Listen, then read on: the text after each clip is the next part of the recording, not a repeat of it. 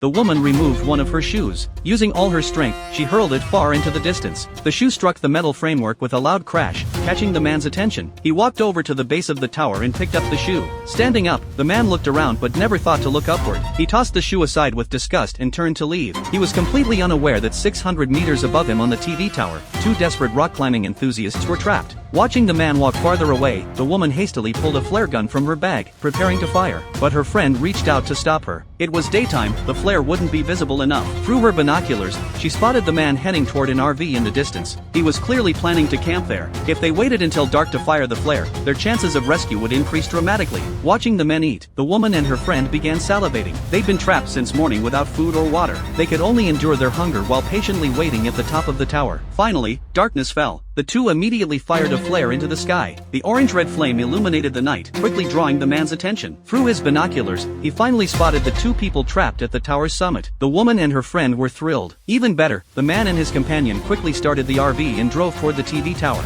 As the vehicle drew closer, hope surged within them. But what happened next far exceeded their imagination. The man held a crowbar in his hand. Instead of opening the gate leading to the TV tower, he smashed their car window. Within moments, their vehicle was started and driven away. The woman and her friend plunged into deep despair. They stood helplessly at the tower's peak. They waited through the entire next day. To survive, her friend lowered the safety rope and decided to take the risk. She would retrieve the backpack containing water and a drone that had fallen below. The safety rope was only 15 meters long, nowhere near enough to reach the backpack. But her friend stubbornly climbed outside the platform anyway and descended bit by bit. Soon the rope reached its end, yet her friend was still far from the backpack. Gathering her courage, she turned sideways, trying to grab it with her hand. Still not close enough, the woman grew worried and wanted her friend to climb back up. But what her friend did next sent a cold sweat down her spine. She unclipped the safety harness. Her friend gripped the rope with one hand and reached toward the backpack with the other. She dangled in midair completely unprotected, swaying back and forth. Using her body's momentum, she began swinging. Then, kicking her legs, she decisively let go and jumped. Her friend successfully grabbed the backpack. She then pulled out a water bottle and took a large gulp, making the woman watching envious. But getting the pack was only step one. The real challenge was grabbing the rope and returning to the platform. Her friend secured the backpack and carefully stood up. She tentatively extended her right hand toward the rope, but the high-altitude winds blew fiercely, making the rope sway constantly. Then she pulled out a selfie stick from the pack and hooked the backpack onto it.